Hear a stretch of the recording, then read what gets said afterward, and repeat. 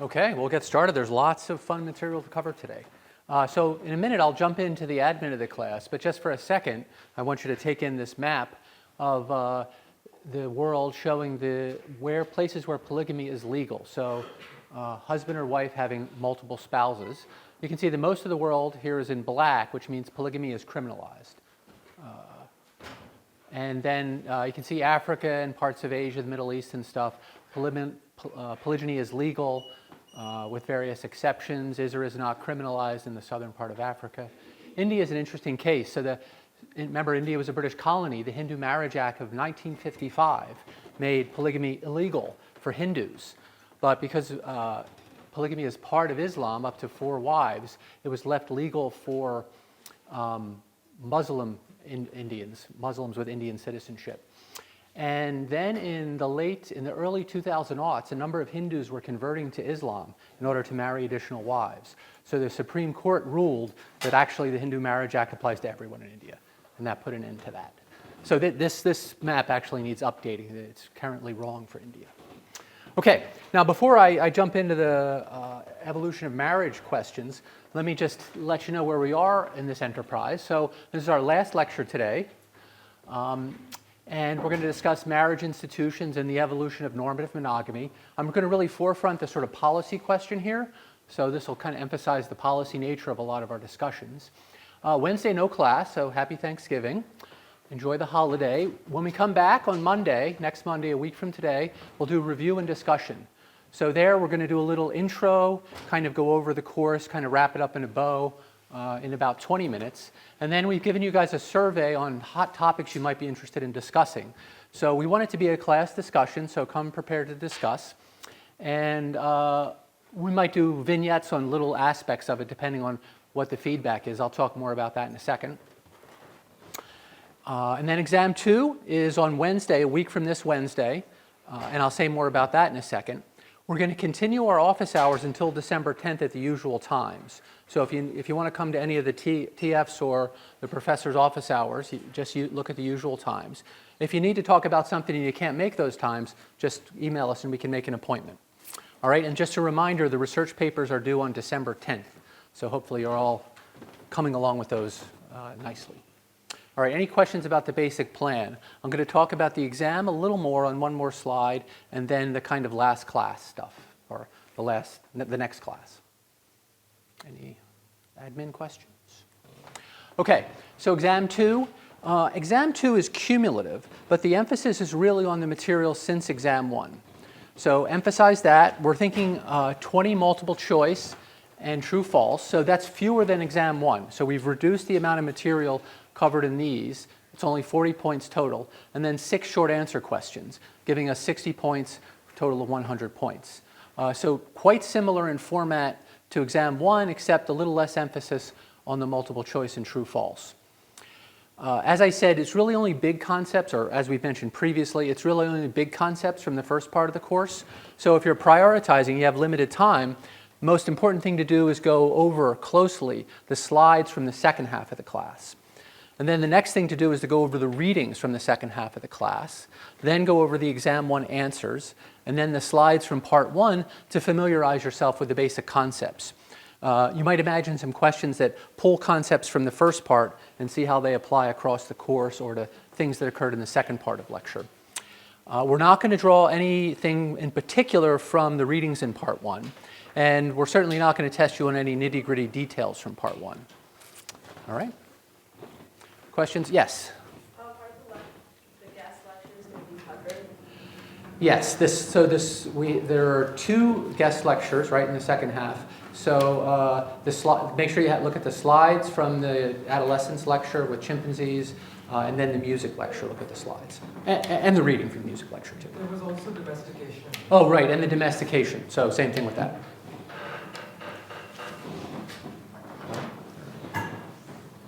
Dr. Curtin, anything else I missed? Okay. All right. So for the last class, like I said, overview of the material. Our goal is to stimulate discussions about the So bring any questions you have about the substance of the material, and that'll be our first priority after the review. And then we'll move into this hot topic.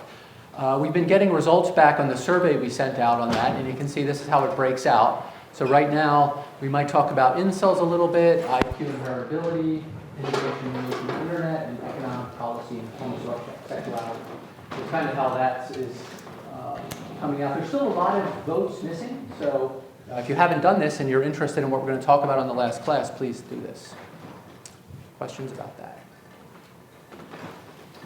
All right. Professor, I have to stop you for 1 second. They're complaining that there might be a loose wire. A loose wire, okay. Bar that we just heard seconds. What do you want, this? Okay. Yeah, I'm so sorry. So no talking? 1 second.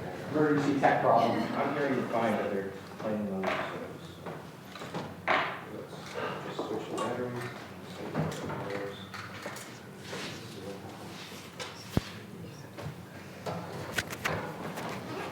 All right. You'll tell me if things are good? You'll see if you get anything there. I'll just press on. All right, so here's our outline for today.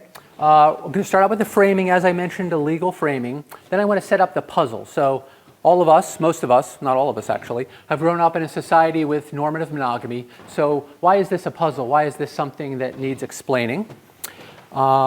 We'll go through a little bit of history and the evolutionary reasons as to why that's a puzzle.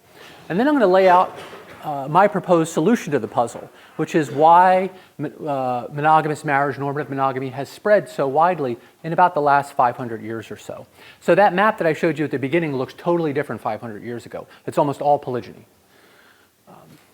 And then we'll go through various lines of evidence. Once we lay out the theory, it'll just be a class about different kinds of evidence, testing the predictions from the original theory, which you guys have read about. Okay, let's start by having you weigh in on the policy question. So are the laws banning polygynous marriage unconstitutional? Here I'm thinking about the US Constitution. Apologies if you're not familiar with that.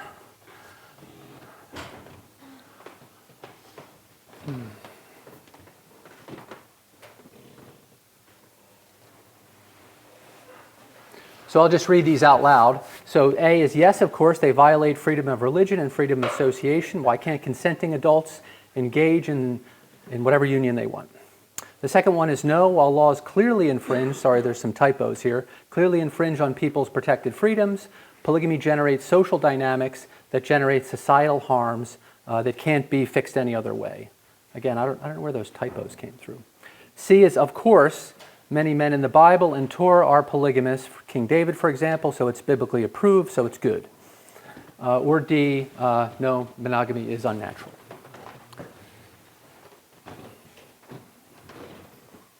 So this is making the naturalistic fallacy. This is making a different kind of fallacy.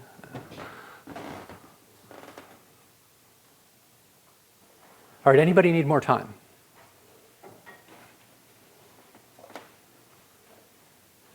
Okay, so that's our result. So most people went with B.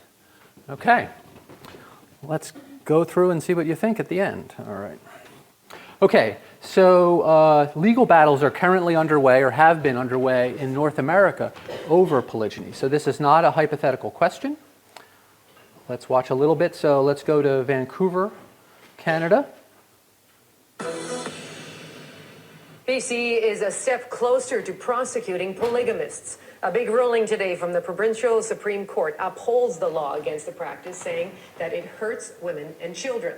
But those who live in the closed communities remain defiant tonight, daring the government to take action. Duncan McHugh has that story.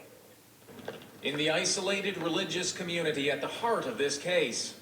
Today, one of its leaders, a man said to have more than 20 wives, says the ruling means nothing to him. I'm not participating in it. To me, I feel like it's just simply persecution against our faith.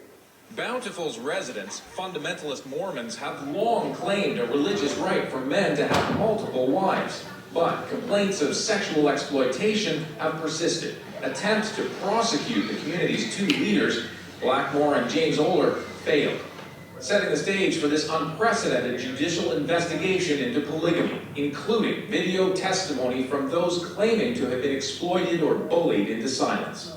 Our father was sexually abusive to myself and some of my sisters. In a 350-page decision, Chief Justice Robert Bauman accepted evidence that polygamy leads to a long list of harms, including physical and sexual abuse, child brides, the subjugation of women, and the expulsion of young men who have no women left to marry. The court upheld Canada's century-old law against polygamy, stating there is no such thing as so-called good polygamy. That opens the door for the government to prosecute, though the court cautioned brides aged 12 to 17 shouldn't be charged. The message has been clear today. There is profound harm. There is inherent harm in the practice of polygamy. A host of interest groups are also lauding the decision. The practice of polygamy is harmful to women and girls, to their safety, to their security, to their sense of well-being. Our lifestyle has been found to be unlawful as we practice it, and that's very good news. Will the BC government take another stab at laying charges of criminal misconduct in Bountiful? Not right away, says BC's Attorney General, with this case almost certainly bound for the Supreme Court of Canada. Duncan McHugh, CBC News, Vancouver. Okay. So it's worth knowing that I was the lead expert witness for the Attorney General in this case. So I got a call in 2010, and it's a little bit scary. I'm in my professor office, and they call me, and he's like, "This is the lead counsel for the Attorney General. My name is Craig Jones." And when an Attorney General calls you, it's a little nerve-wracking. But it turned out they wanted my services in informing the court about the cross-cultural nature of polygyny and any costs or benefits in polygyny. So the work I did for this case ended up becoming the paper that you guys read. So that's the analysis. A couple of background facts. So that 300-page document that they report, it's mostly the sort of case that you guys read about, right? So what you're looking at is the intellectual foundation for the laws upholding the criminalization of polygyny in Bountiful.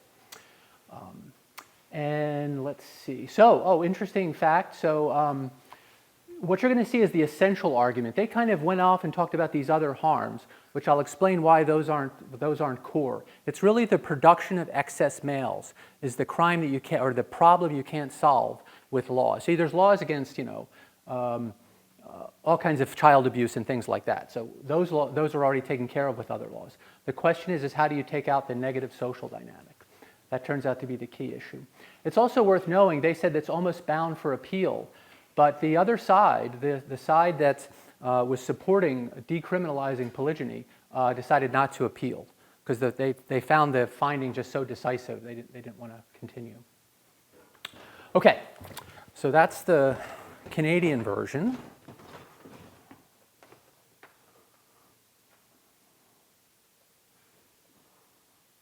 Nope. News about polygamy and whether a man can live with more than one wife. To be clear, it's absolutely illegal in this country to have a marriage license with more than one person at one time. But a big court decision coming out of Utah seems to say it's okay if you just skip the official piece of paper. ABC's Cecilia Vega shows us the issue that has everyone arguing. One husband, 4 wives, 17 children. We know them as reality TV stars on the hit show Sister Wives. I need flowers for my wives. Today, they are unlikely legal crusaders in a fight over the fate of polygamy. I think that anybody should be able to organize their family according to how they choose. Almighty Father, we're grateful for their blessings. It is an epic court battle. Cody Brown and Mary, Janelle, Robin, and Christine against the state of Utah. They maintain theirs is a healthy lifestyle. I just wanted to show people that we're normal. But that is not how authorities in Utah see it, threatening the Browns with prosecution after they flaunted their plural family on TV. I just want to be a free man. A free man? But what about the women and children? One study concluded polygamy leads to poverty and higher rates of child neglect and abuse. The United Nations calls it a violation of human rights. The Browns say those famous images of convicted pedophile Warren Jeffs and the FLDS, that's not their family or any other polygamist they know. And in December, a federal judge sided with them, declaring a key part of Utah's polygamy law unconstitutional. Cohabitation is legal, so Cody Brown can openly live with all his wives, just as long as there is only one marriage license. Thousands of people living plural marriage in Utah now are free. But opponents say there could be unintended consequences. Could this ruling that helps your family and families like yours also be helping believers and followers of Warren Jeffs? I guess what we're hoping is that this ruling would help create the check and balances that need to exist in societies that are closed now. They've got to be kidding. Lawyer Mercy Hamilton says the ruling actually makes it tougher for authorities to investigate potential abuse. It's very sad that we have a Hollywood polygamous family that has made it harder to protect the women and children in most polygamous families. As Utah's Attorney General plans to appeal, the Browns plan to stay in Nevada. Does this feel like home now? I don't think any other Utah is gonna These reality stars say they're prepared to go all the way to the Supreme Court. Cecilia Vega, ABC News, Las Vegas. Okay. And next here tonight, the news. So different rulings in different directions in Canada and British Columbia. Just to frame this, so the legal question here, I think, is really freedom of religion and association versus the public good. So like this ABC News one, it might be good for some families, but what's the net effect on society? So it's a net effect question. The other interesting background is that this whole thing started in Canada because the Canadian Attorney General wanted to stop the trafficking of underage girls from the Warren Jeffs community. Warren Jeffs was mentioned into Bountiful, so across international lines. He couldn't get them on anything else, so he thought he would try the polygamy statute. He went through this whole trial and Supreme Court process, and then he was in a position to use it, but then they figured out how to get him on tax evasion. And they got him on tax evasion, so it's a classic story. You know? They used to get mobsters the same way. Okay, so why is it so common? So setting up the puzzle here, I'm going to make the case that we shouldn't expect monogamy based on a kind of pure, simple human nature approach. We certainly shouldn't expect it based on some kind of ancient religious traditions approach. So you can't find this in the Bible. You can't find monogamy in the Bible. You can find lots of polygyny and lots of important people in the Bible. The patriarchs were all polygynous, going back to Abraham. And of course, Islam actually sanctifies the ability to have 4 wives. So you can't get it there. You can't get it in Hinduism. So you just can't find it in ancient religious traditions. So how did we end up with this institution? And it's interesting and important because this is currently being challenged. Okay, so some anthropological stuff we need to get off the ground. So first, a marriage is a long-term pair bond between 2 people that is recognized, regulated, and sanctioned by the couple's community, the local community using local social norms. So there's nothing about laws in this definition. This is an anthropological definition that is meant to apply to any society without laws. So being married, in this definition found throughout human societies, not everyone, and I'll talk about exceptions, but almost all human societies, there are economic, social, and sexual expectations, prescriptions, and prohibitions, so social norms, for both parties, or multiple parties in the case of polygyny.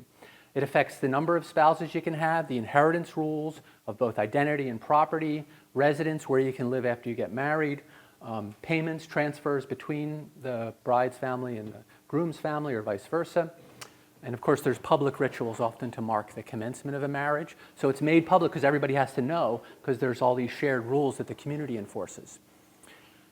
That's what this says. So there may be formal laws, but there may not be. Often the formal laws don't matter if people aren't willing to enforce them, which is related to some of the cases we were talking about. So a key thing here is recognizing the difference between pair bonding versus marriage. 2 people can have a pair bond but not be married because the pair bond is about the feelings and the emotions that are between them, whereas the marriage is about what everybody else thinks. Okay.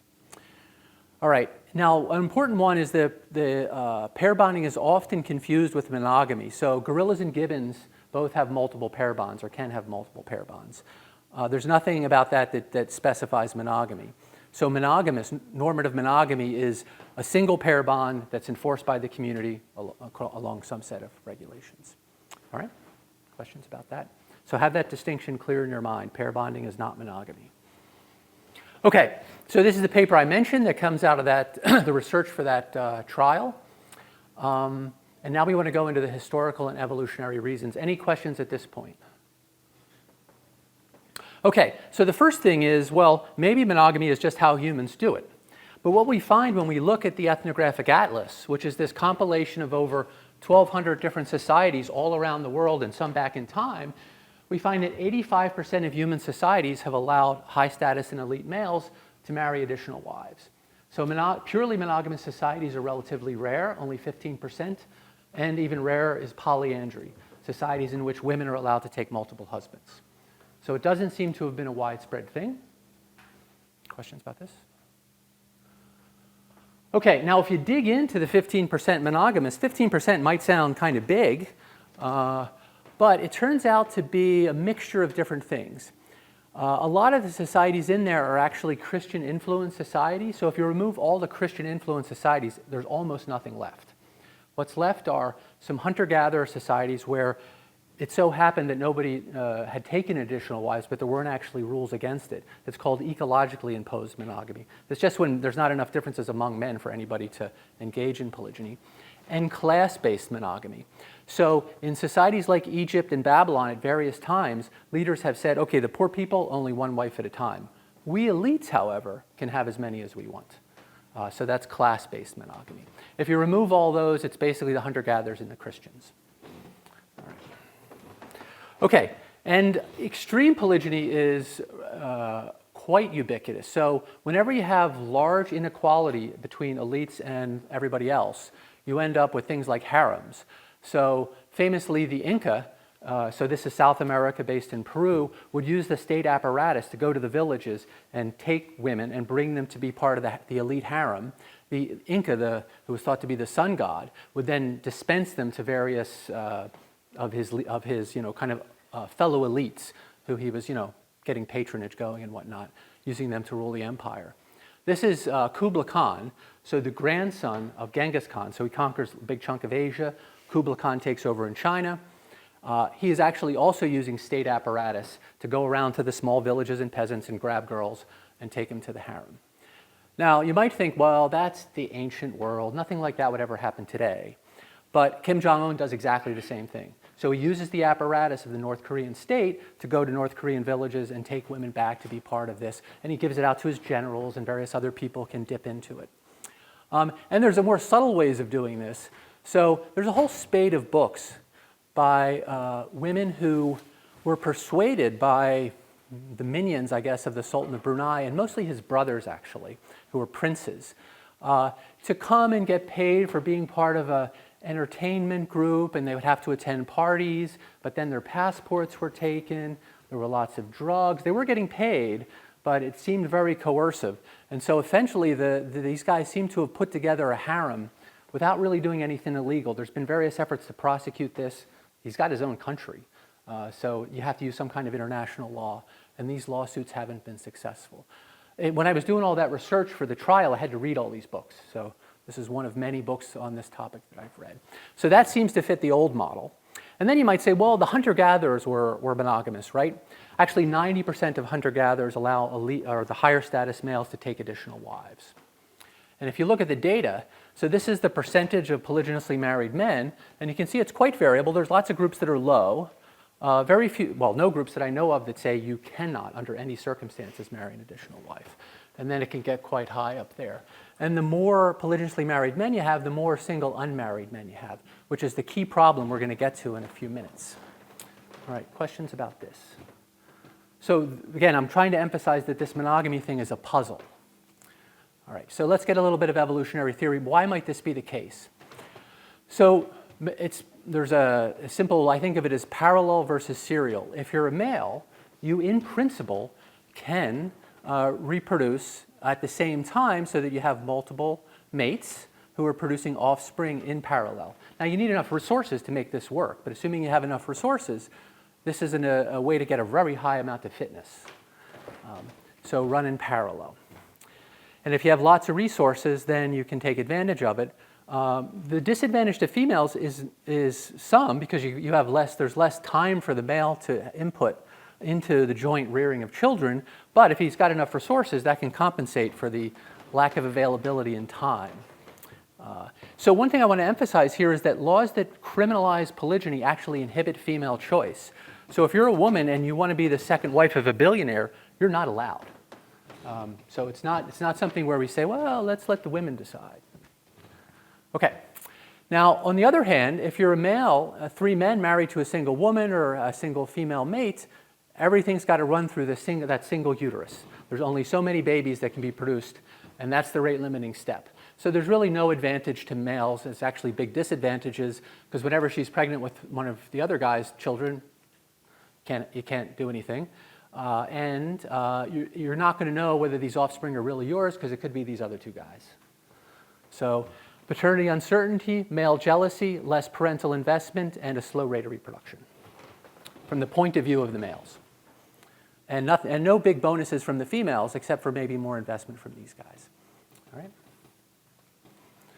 Okay, so it's these 2 tracks that help. Now, given this, we might expect the world to look polygynous whenever we see differences between males in their ability to provision. Okay.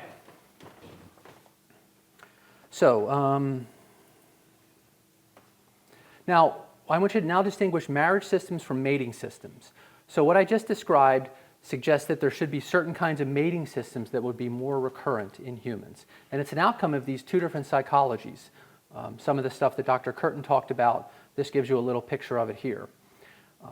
Now, we should expect pair bonding to result, because males need to reproduce, so they need to find females, and they will need to engage in pair bonds sometimes in order to do that. Now, none of this says that extra pair copulations are off the table. You want to keep that in a separate bucket. But so you have pair bonding and then non-pair bonding relationships. Females will often favor pair bonds, but not always. The not always is particularly important in the modern world, because a lot of women are choosing to not marry. And that rate has been going up because they have the economic wherewithal to have a child without any help. So we're going to come back to that when we talk about incels, maybe. And they don't benefit from the additional pair bond. So if they benefit from one pair bond, that's probably the optimum. Adding more pair bonds is only going to be useful to them in certain cases. So it's either 0 if they have a lot of economic resources on their own, or 1 most of the time. All right. She can only get pregnant sequentially, as we've talked about. She's got to worry about paternity certainty if she wants more investment from the male. So having too many males is going to reduce the investment from the other males.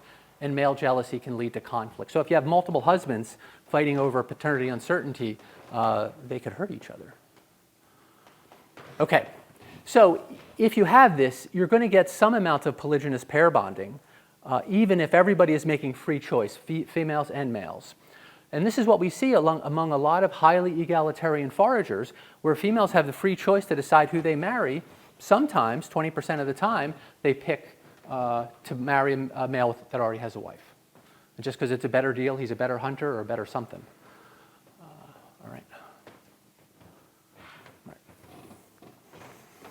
Now, in a world with highly unequal resources, you should expect this to increase, right? You should expect there to be more polygyny. But we're going to come to that in a second. So we have this basic mating pattern. Then overlaying that, you want to think about social norms. So there's going to be this push to mate in particular ways, and then you get social norms that reinforce that. So in some polygynous societies, the number of wives for a male is actually a signal of their status. If you have 5 wives and most other guys have 1 or 2, then you're a higher status individual. Norms not only emerge that permit polygyny, it's okay if you marry one, but we don't really advise it, which is kind of the Islam take sometimes. Instead, we celebrate it. Oh, yeah, you're a really cool guy because you have an additional wife. Obviously, in a monogamous society, people feel quite differently. So polygynous marriage generates fierce competition in a number of ways, and that's going to be the interesting part. Something that emerges that many of you may not know about, but some of you certainly know about, is that you get bride price or bride wealth that emerges. So if you want a wife, you've got to give her father or her family some cows. And if you're a pastoralist, for example, most of your wealth or all of your wealth is in cows, you've got to transfer some number of cows to their family, it means you got to get some cows. And so you begin competing, and the brides get more expensive, and they have different prices, and there's all kinds of interesting things that go on that. This is super common across human history. Not common today, except in some places. All right. And then norms suppressing female sexuality. So when you get polygyny, you tend to get norms suppressing female sexuality, in part to ensure paternity, to control females. I'll say more about that in a minute. But then you get more things like minstrel huts. Does anybody know what a minstrel hut is? Anyone? No? Sometimes it appears in literature, so I thought maybe people might know. It's not uncommon, going back into history, including the ancient Israelites, where women at a certain time of the month, they used to have to go to a tent, not a hut, but when your time of the month comes, you have to disappear from public because you're polluted, and you have to stay in the tent or the hut until your period passes, and then you can reemerge, which means everybody knows your cycle, right? Because, she's in the tent. We know why she's in the tent. Dress codes, and of course, no talking to strangers. These are all norms associated with places that are highly polygynous and highly patriarchal. Amar? It's the same as the Hindu caste system as well. Amar said same as the Hindu caste system for the folks online.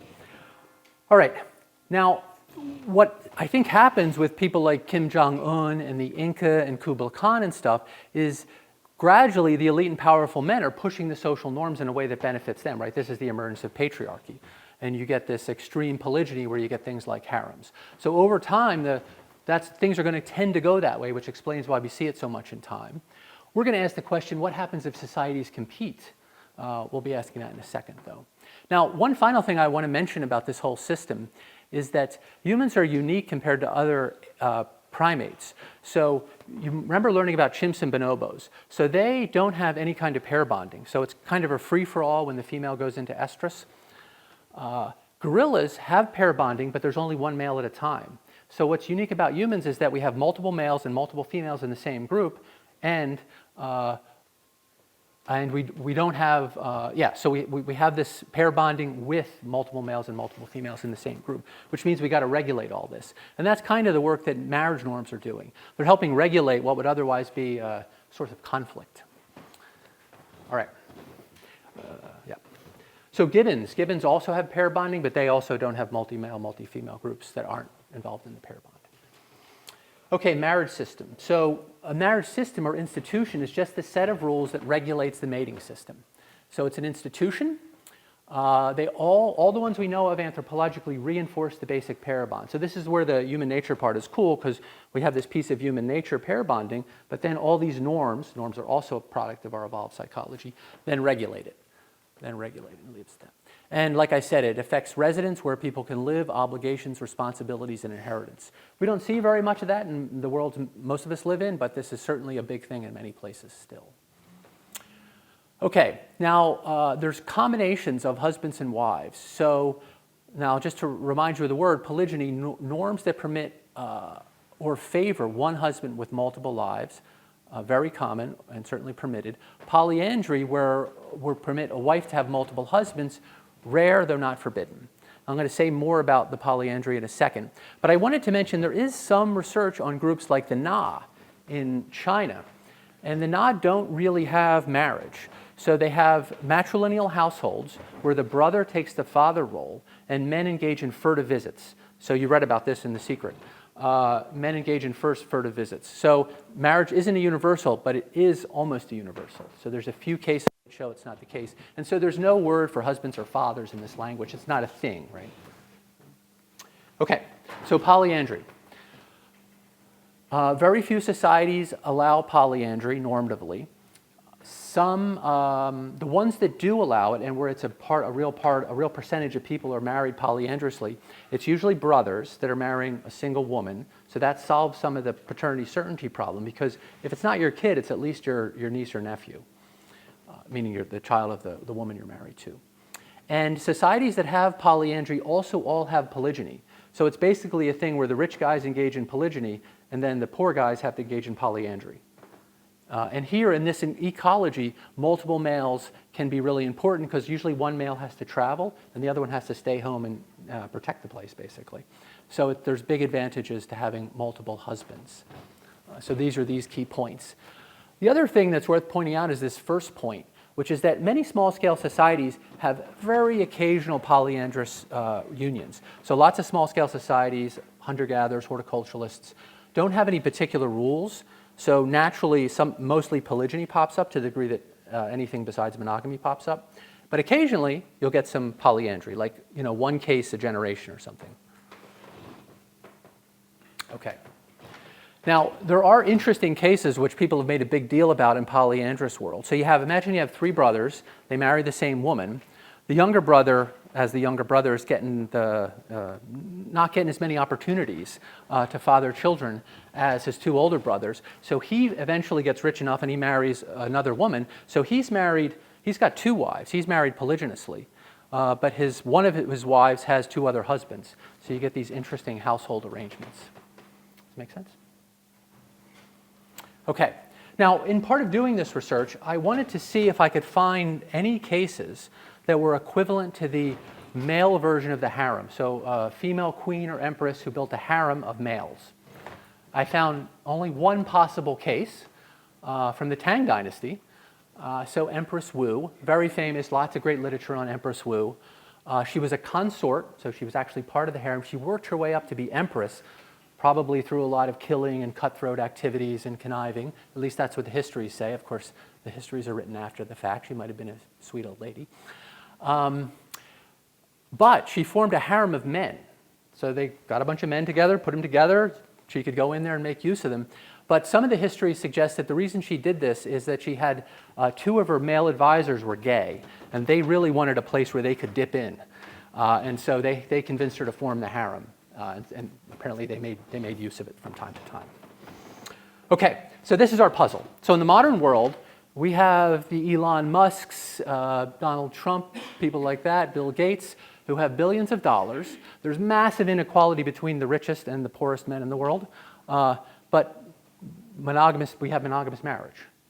So that's the puzzle. There should be massive polygyny, right? There's, it should be like a Jeffrey Epstein situation. But somehow we've stopped that, right? Okay, so a little bit on the history of normative monogamy. So the first evidence of the appearance of this is actually early Athens. So the beginning of the classical period in Athens, so 6th century BC, there's a lawgiver called Solon that gives down a bunch of laws, and one of them is that Athenian men can only have 1 wife. Now, this is a slave society, and Athenian men can have as many non-Athenian concubines and slaves and whatnot as they want, but they can only have 1 Athenian wife. This spreads to other Greek city-states from Athens. Athens is the prestigious place, so naturally this spreads as a practice. Same kind of rule. Now, Rome has monogamous marriage also. They might have copied it from the Greeks. It's hard to nail that down historically. But they still have the same situation. Tons of slaves, lots of sex slaves, publicly funded brothels, all that sort of stuff. So it's a very different feel. But then Christianity emerges in Europe. And this idea of monogamy infuses into Christianity, right? Remember, they don't get it from the Old Testament. And Jesus didn't say anything about it. So they got it from somewhere. And they probably got it from the society in which they were working in. But then it gets wrapped in purity and it becomes this ideal, the ideal of monogamous marriage. And of course, extra-pair copulations are frowned upon, divorce is ended. So marriage becomes this very core thing in Christianity, eventually becomes a sacrament. Okay, so then the Christian ideals solidify and spread through Europe. Pre-Christian Europe, highly polygynous, the usual story, looked just like the rest of the world. Lots of interesting stories of Christianity. If you read the legends of Scandinavia, all those guys are polygynous, all the elites. Okay, now the nobility resisted it. So someone like Charlemagne, so Charlemagne is crowned emperor of the Holy Roman Empire in 800. He had 10 wives. But he was a highly Christian guy. Christianity was a big part of his identity, but he still had 10 wives. So the church is fighting with the elites, trying to get them to have only 1 wife at a time. So it's this kind of battle back and forth. And the leaders need Christianity because all the plebes, all the low status people are all Christians. So they need some amount of support from the governed, at least tacit consent. All right. Now, one of the ways the church did this was when you had a son, if you're a Christian king in Europe, you want him to become the next king. But the church gets to decide if your marriage is legitimate. And only a legitimate child could become a future king or queen. So the church kind of has the kings of Europe. They have a strong grip on them. Because if the church doesn't say your marriage is legitimate, then your son is not a rightful heir, or your daughter's can't be queen, and then your lineage is sunk. So you've got to play nice with the church, because they have this ability to decide legitimacy. All right, and so historians have pointed out that this is an interesting case where suddenly the kings had the same rules as the peasants, at least in terms of number of wives one could have. Okay, now most people don't realize this. This is kind of the more interesting part, is that most of the world was allowed polygyny until very recently. So Japan was the first place in Asia to really adopt Western law, including Western civil law, and including laws against cousin marriage and laws prohibiting polygyny. So this is the 1880s. It's called the Meiji Restoration.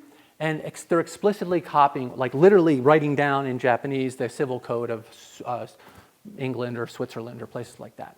Same thing in Turkey. So this is Ataturk in 1926. Again, Tunisia. China has a big argument leading up to 1953 about what kind of marriage system they should have. And in 1953, polygyny is banned.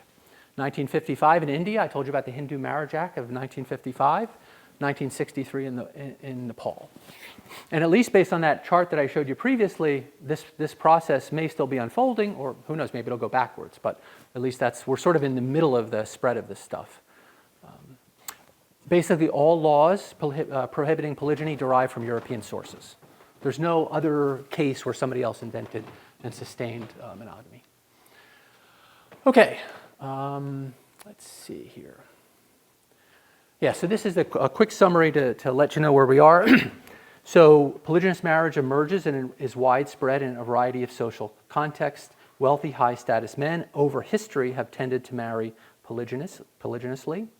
Greater male inequality led to more polygyny, and that's when you get things like harems.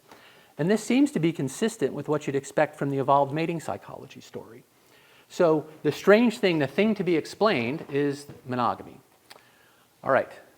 Now, the argument that I make in the paper, and that I'll make to you right now, is that this is due to the competition among societies. So the elite men push towards, harems, basically.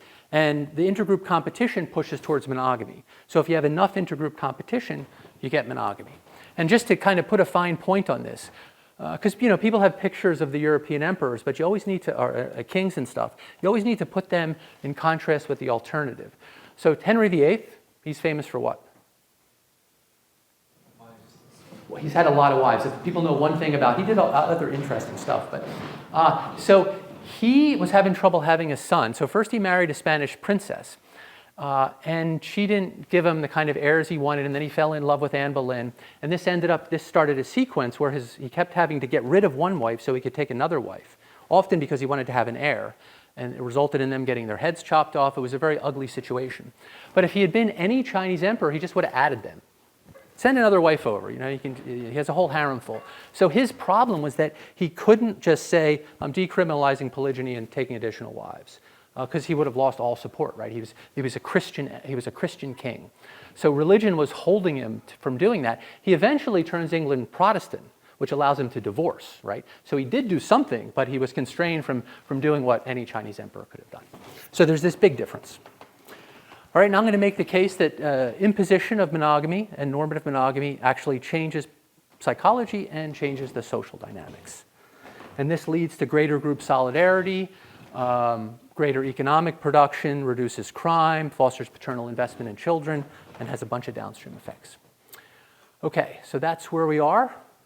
Questions? Michelle? Can you say again the difference between pair bond and monogamy? Yes. So pair bond is a relationship that has affective and behavioral components that is geared towards raising children or offspring. So it's something we see in gorillas. So gorillas will have these long-term pair bonds with other male gorilla, with other female gorillas, and there'll be multiple. And monogamous marriages have a pair bond underpinning it, but there's nothing that says you couldn't have two pair bonds at the same time. Right. That's the key. Yeah. Oh, behind you. Did you have another question, Michelle? I'll ask the other ones later. In the example you gave about the nah, what does, because it seems like it would be really, like, paternity certainty would be extremely low if you're just, like, sneaking in. Right. What does, like, the division of childcare look like for that? Right, so that's a great one. And we can, the fun thing about this one is we can answer it with some evolutionary theory. So if the paternity certainty is low enough, the closest related male is the brother. And so the brother in Nah society takes the role of the father. And the brother lives with the sisters and does all the stuff a father would do. He's the social father. And meanwhile, some guy sneaking in at night is the genitor, the provider of the sperm. Yes?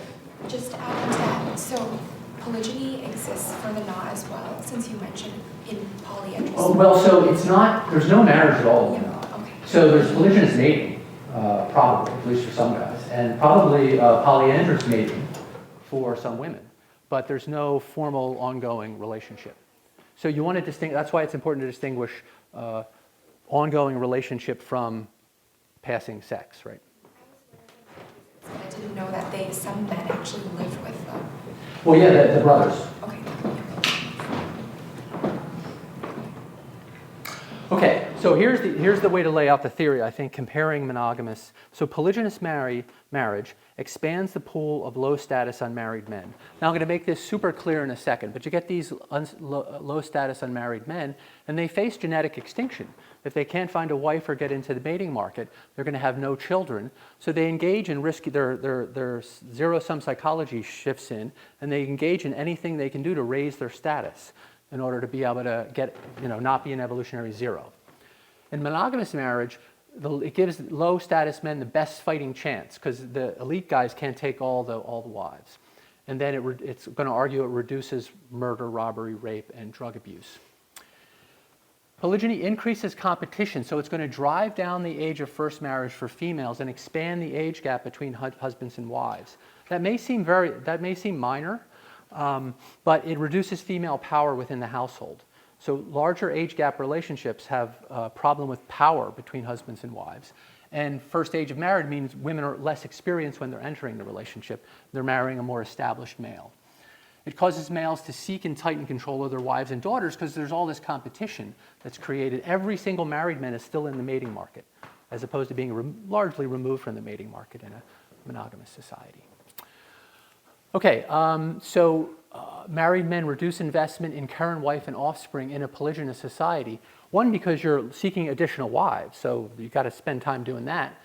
And then if you have multiple kids with multiple women, there's just a lot of people to attend to. And then in polygynous families, there's, this is interesting, most people don't think of it that way, but if you have a polygynous family with multiple wives, you have unrelated children in the same household with related children from the mother's point of view. So they're essentially stepmothers. And that's a concern because children she's unrelated to are in direct competition with her own children for the resources of the household. So it's a zero competition where R equals 0.5 and R equals 0. So that creates this competition among the families and also decreased paternity certainty because the male is out looking for those other wives. All right, so in monogamous marriage, this sort of norms prevent males, and hopefully internal motivation, which comes along with norms, but in any case, to focus on the current wife and her offspring to maximize the quality of that offspring, because the other alternative options are closed off by the social norms, or at least constrained. Monogamous families actually have the highest genetic fitness that you can think of, right? Because everybody is 0.5 with everybody else.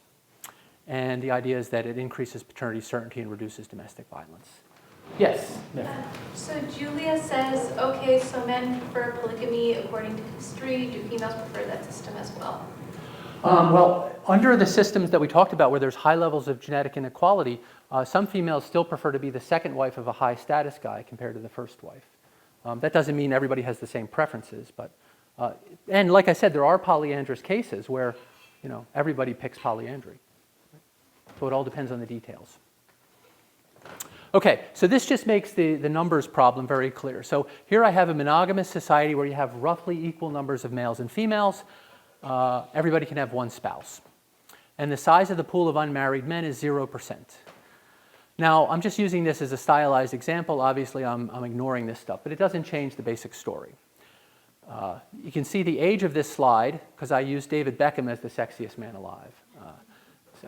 I made this a while back. I think I made it for the judge, although I didn't use the magazine cover. Okay, here's the polygynous society. Now, this isn't very high polygyny. You might think, well, they're just using, this is like hunter-gatherer level polygyny. So only 20% of men are polygynous. Most men are monogamously married, but you still end up with 40% of males are in this pool of low-status unmarried men. And again, on the it's low polygyny. The most number of wives anybody has is 4, and then that's only the top 5%. Okay, so mild polygyny, you still end up with this big pool. Now, the key thing to understand is that if you're one of these guys, you've got to get up there in order to be in the marriage and mating market. So normal day-to-day work, do your best kind of stuff is not going to get you from here to get into the marriage and mating market. So you've got to do something big, steal something, for example. So that's the idea, is that you have all these guys are competing to get into this slot, to get into the lowest slot they can at least. Or, hopefully up here, but it's just a bigger jump. All right. So that's the piece of theory. Then you can ask the question, does this actually happen? So now we're going to jump into some evidence. I like to start with this one just because it's a nice description. So this is the description from Francisco Toribio Benevento Motolinia, which is one of the first 12 Christian friars to arrive in the Aztec Empire in the New World after the conquest by Cortez. And their job is to go start converting people, right? And he describes this situation in which they can't marry people within the church because the elite men will not give up their many, many wives. And the poor guys the ordinary Indian can scarcely find a woman when he wished to marry. So there's this big problem. Now, eventually, things start going better, but they had a really tough time getting people to drop polygyny. And this is a group that had been conquered by the Aztecs, and the Spanish are very friendly. Okay, now that might sound strange, and you might think, again, that's ancient history. So now we go to this quotation, where there's a shortage of eligible men to marry in every polygynous society, and this is the primary factor responsible for intergenerational conflict in this place. Senior males are always on the marriage market, so that's key, and thus compete with younger men for mates in a limited pool of eligible women. The tension between married and unmarried men influences the perceptions of teenagers. For example, in the 1960s, a local policeman would threaten to arrest unmarried males who didn't leave the community. The competition for mates is acute. Young men realize, without the support and financial backing of their families, especially their fathers, they will not be able to compete with older males. Young males know, however, that if they do not find a girlfriend before they graduate from high school, they probably never will. Without a girlfriend, they'll leave the community to find a wife. So this is the phenomena of lost boys. This is late 20th century on the Utah-Arizona border. The older men are just taking up all the wives. They have all the money and stuff, and the younger guys are like, well, I couldn't find anyone, so I got to leave. Okay, I had showed you this previously, that it's this same thing among hunter-gatherers. So the idea is that even in hunter-gatherers, if a lot of guys marry polygynously, you still end up with a lot of single guys. Okay, so the evidence. So the claim is that polygyny increases the size of the pool of low-status married men and motivates them to engage in risky behaviors. There's lots of evidence suggesting that unmarried men engage in more crime, social disruption, and personal abuses. So just at a correlational level, if you get married, you're a lot less likely to commit a crime or engage in these abuses. But we don't want to rely on correlational evidence, so I'll show you some better evidence in a second. The second prediction is that competition for mates and access to sex created by the pool of unmarried men increases the kidnapping of women as sex slaves, rape, and prostitution. So greater polygyny is associated with higher rates of rape and more prostitution. Okay, now evidence for the first claim. Now, like I said, there's lots of evidence from the US and other European countries about the basic correlation. But there's a few studies that are really good. And so this one was done by Harvard scholars based on a Massachusetts reform school. And what they did is they got the kids as they left high school, and then they tracked them over their entire lives until age 70. So the good thing here is that you can you don't have the concern that maybe only men who are less likely to commit crimes get married, because these are the same men, so you can compare the same guy with himself. And so many of these men got married multiple times, and you can say how likely is a guy to commit a crime during the unmarried phases of his life versus the married phases of his life. And what you find is that his crime rate goes up. His likelihood of committing a crime goes up after he gets divorced, or even if his wife dies, he's widowed. He's more likely to commit a crime. So being married reduces these guys' rates of committing a crime by 35%. It cuts the rate of committing a property or a violent crime, so theft or something, or murder or battery, by half. As I mentioned, when men divorce or are widowed, the crime rates go up. So it seems like the marriage has a big effect. Now, something I know people always ask, what about if you're living with a girlfriend? That has no effect. So it's the expectations of the community probably that are playing a role here. So living with a girlfriend doesn't do the same, at least at this period in history. There's even a slight hint that the girlfriend, it's a Bonnie and Clyde situation. So sometimes there might be an increase if you're just living with the girlfriend. All right, let's try this. So in 1970s, China imposed the one-child policy. What impact should this have on crime rates, assuming many families prefer male children?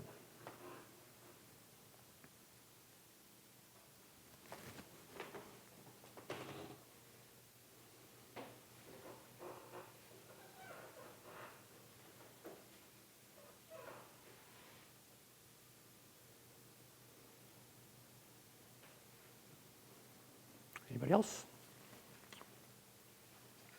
Okay. All right, well, that was good answer. Let's test that. Okay, so one of the ways in trying to get at these kinds of questions is I have this idea that surplus males do this, but it's hard to find a perfect experiment where I can make all of these connections. So I wanted to look for an alternative thing that increased the excess surplus males. And so history delivers the one China policy. So China implements in different provinces at different times this policy that constrains families to only one child.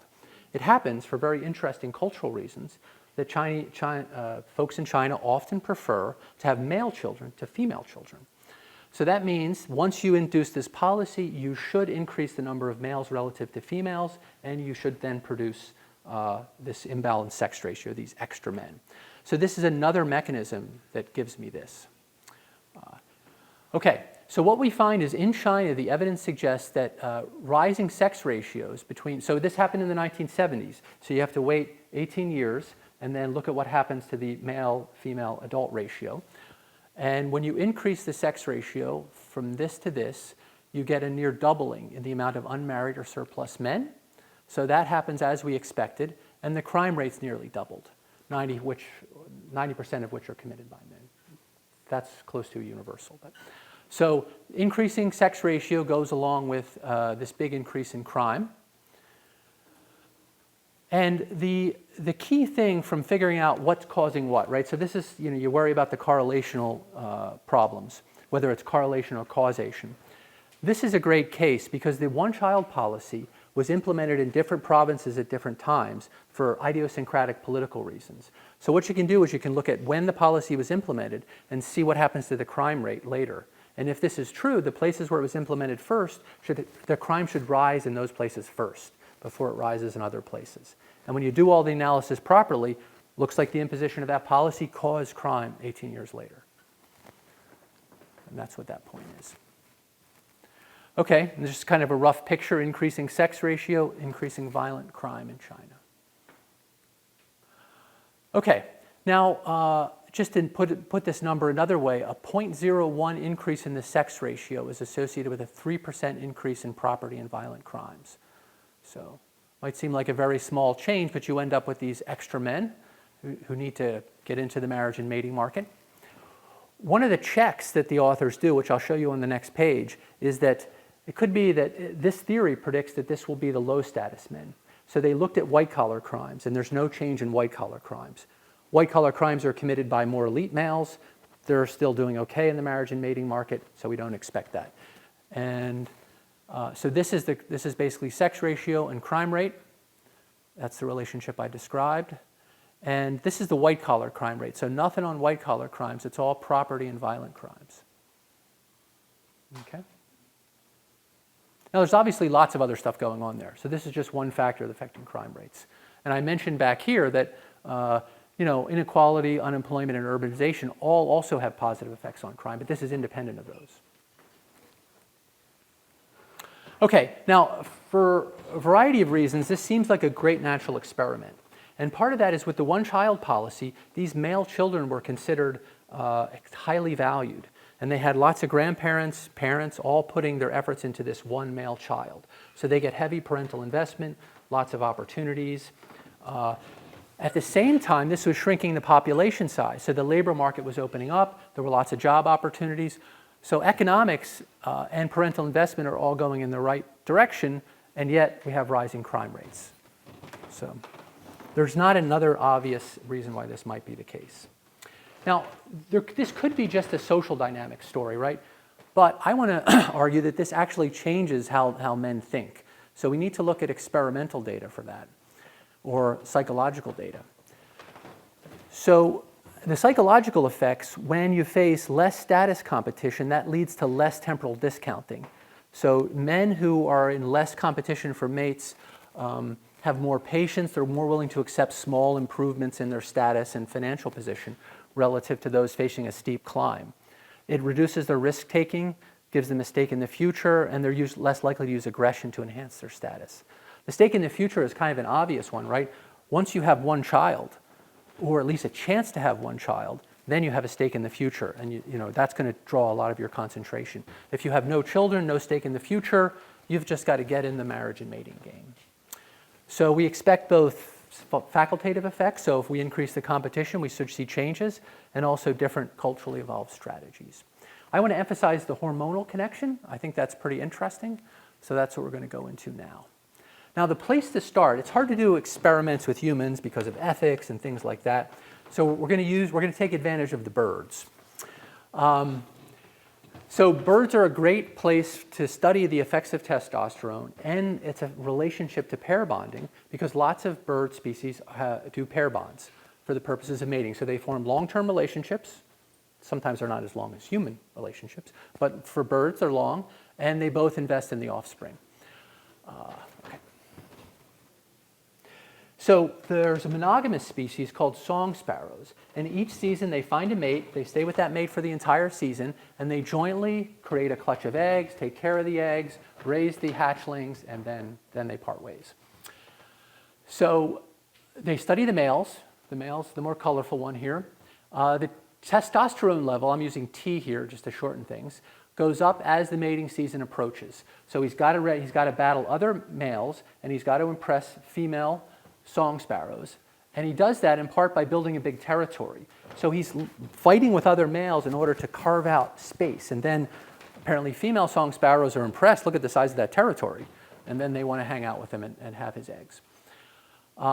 As ovulation in his mates approach, so he gets a female, as his T levels go up as ovulation approaches, because that's going to be his chance to get her pregnant.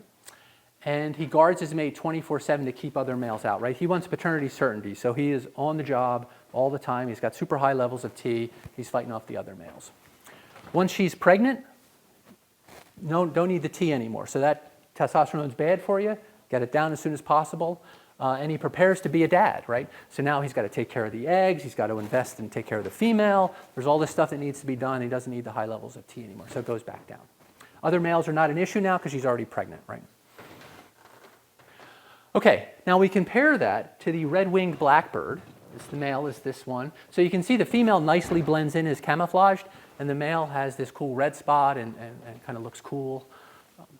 Okay, so the red-winged blackbirds are polygynous. So just like in the monogamous species, his T level is going up as the season approaches, and he starts fighting with the other males to get the big territory.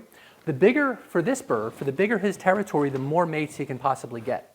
So if he gets a big enough territory, he can impress more female blackbirds and get more mates. Now, his T levels stay up if he gets a mate, unlike the other bird. So when the other bird got a mate, his T levels, it peaked at ovulation. This guy's T levels keep going up even after he gets a mate and gets her pregnant because there's a possibility for other mates. So his T levels stay high. And he doesn't help out in the nest because he's busy trying to expand that territory, get additional mates, and do those sorts of things. So it's quite a distinct thing, but testosterone is playing a role here and seems to be the driving thing going on. Now, researchers have done experiments on these guys. So this is one experiment done. Now we're back to the song sparrows. And what they did in the song sparrow case, this is the monogamous species, and I put this description here to remind you, is they put an implant. So they catch him, they put the implant in, and it prevents the normal T drop after pregnancy. So remember, as soon as she gets her pregnant, we don't need the testosterone anymore, bring it down and become a good dad. These guys, they can't do that, and in the experimental thing, they don't stop fighting after they get her pregnant. They continue trying to expand their territories. In some cases, they actually attract additional females with those larger territories, and they're engaging in less parental investment because they're running around trying to expand their territory and fighting with other males. So that's an experimental manipulation that just affects the testosterone and shows that it's causally implicated in a bunch of these mating behaviors. Okay, so what about human males? And the case I'm going to make now in the next 10 minutes is that human males don't look that much different. So in a normatively monogamous society, this is on the island of Cebu, which is normatively monogamous. These are Christians. This is the testosterone decline over a 4-year period of men in their 20s. And you can see if this is unmarried. This is the married men. They have a decline of 31, so 50% higher. And then married with children, a decline of 53. So this is quite a big decline relative to this. So this fits with a lot of other research suggesting that both marriage and having children lowers men's testosterone. This is just like the birds, right? Once you have children, you got to invest in those children. You don't need the testosterone, so you turn that off. If you're still on the marriage and mating market, then you got to keep the T higher. This is another piece of research done with the togue in Tanzania, and I'll show you some Hadza research. So the Datogue are the other side of the story. So they're a highly polygynous society. Traditionally, men are warriors. They don't do any child care. In fact, there's such a division in the society, men don't even sleep with their wives and children. If you want to lower a man's testosterone, you make him hold a baby. That drives it down. So these guys don't hold babies, among other things. And what you find is that there's no change in testosterone when men get married and when they have children. And it's just because the norms of the society are not shifting them. It's kind of like the red blackbird, or the red-winged blackbird. The other thing that's interesting in polygynous societies is in our society, physicians will tell you that men's testosterone declines as they get older, not in polygynous societies. So we have cultural endocrinology. Whether your testosterone declines as you age depends on the marriage system of your society. Okay, so this is just the Hadza, and they're kind of a nice intermediate case. They have low levels of polygyny. Most Hadza men don't end up with additional wives. And when they have children, their testosterone is lower, just like we see in the normatively monogamous societies. And in fact, the age of their children shows an important effect. So the younger their children, the more you see this reduction. So a lot of the norms we see in Western society would seem to suppress male testosterone, the emphasis on childcare and whatnot. Although as fertility rates continue to drop, that may change, right? There's no babies to take care of. All right, and just to make the more general point that there's lots of variation across human societies, famously the Aka hunter-gatherers are the champion fathers. So a lot of research has been done on Aka fathers, and they just engage in a lot of childcare and whatnot. So human males are quite flexible and can either be highly attentive fathers or not so much. Okay, so the main point here is that culture alters our physiology, and what's doing the work here seems to be these social norms that relate to polygyny, extra-pair mating, and male child care. So we're like the birds, except we have cultural norms that manipulate our world, whereas in the bird experiments, it was scientists manipulating the bird's world. All right, questions about that?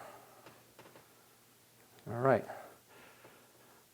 Okay, so one of the other interesting facts, so that's the basic story about the effect on the pool of low-status married men. It does other interesting things. So the competition for wives among men increases males' control of females.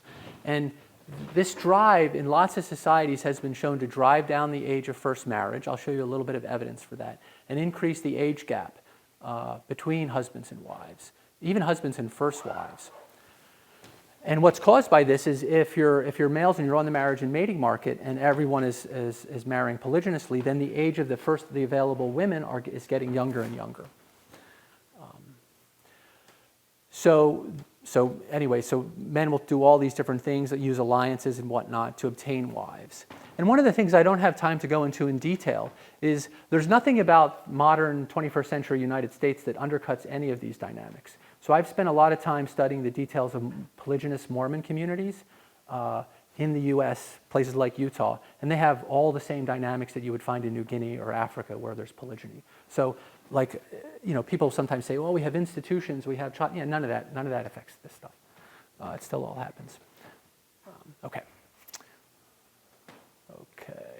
All right. So there's lots of different evidence for this. So I'm just going to show you the macro level data comparing less polygynous and more polygynous countries. And if we have time, which I don't think we will, I'll look at the Mormons. So there's two. I mentioned the fundamentalist Mormons today, but there's also the Mormons of the 19th century, and they provide an excellent natural experiment. Okay, so this is the picture on this plot. There's nothing here that allows us to identify cause, but the patterns on this plot basically hold when you look at more detailed case studies. So these are the highly polygynous countries, the middle polygynous countries, and the comparative monogamous countries. What we mean by comparative monogamy is similar GDP, so similar levels of income. And then North America and Western Europe, 19th century Mormons, 16th century England. And if you look at the age of first marriage, it tends to be low in places with high levels of polygyny, and then it's getting quite high in the US. And even 16th century England, which was monogamous, has a much higher age of first marriage than highly polygynous countries today. Less polygynous are always in the middle. Age gap, 6.5 years here. You go to here. So even in North America, you still get 2.5 years, and then 3 in 16th century England. Total fertility, high here. Women start reproduction young. If they get married younger, they're almost certainly going to have more children. When the husband has relatively more influence, that tends to increase the number of kids. So monogamy drives down the fertility rate, and you can see that reflected here. So today, the highly polygynous countries have higher fertility rates than even 16th century England. And of course, together, North America and Europe are below replacement. So you should note this is 1.8, which 2 is replacement. So, okay. Infant mortality, similar story, and both child mortality and infant mortality, similar story. All right, questions about that? So one of the things that monogamy would do would be to increase gender equality, because women have more household bargaining power when they're older and closer in age to their husband, and of course, lots of other things affect that, like economic opportunities. But it all sort of fits into the same picture. So here you can see the comparable monogamous and the highly polygynous. All right. Okay, and let me just give you a little bit here. Let's see. Let me just summarize this slide verbally rather than going through each point. One of the things that happens that we see in both monogamous and polygynous societies, when the age gap gets really big, that's when the chances of spouses murdering each other gets really high. There's a nonlinear jump at about 13 years difference between partners. But that rarely happens, or is relatively rare in monogamous societies, and is quite common in polygynous societies. Chances for domestic violence and other kinds of things like that increase. So just to kind of put a fine point on it, the laws criminalizing polygyny reduce female choice, but make a world that's better for females. Inhibit choice. Yeah, interesting, isn't it? All right, family impacts. So the family impacts are essentially a reduction in male parental investment for very simple reasons, is that the male is shifting efforts to finding additional mates. If he has multiple wives, he has lots of kids to invest in. So this is going to dilute his resources and dilute his time in investing. It also creates conflict among co-wives who have distinct interests. Each wife cares about her children, and the other wife's children are in direct competition with her children. There's all kinds of interesting allegations of witchcraft, co-wife jealousy, and whatnot that go involved in there. And there's generally less relatedness among the household. So what I'm not going to have time to show you is a whole body of research that links monogamous marriage to healthier infants and children. And it does it through these different pathways. One interesting one that I just like too much to avoid is the lower mutational load. So older males carry more mutations in their genes. So when they reproduce, their children are more likely to have a mutational load because the father's older.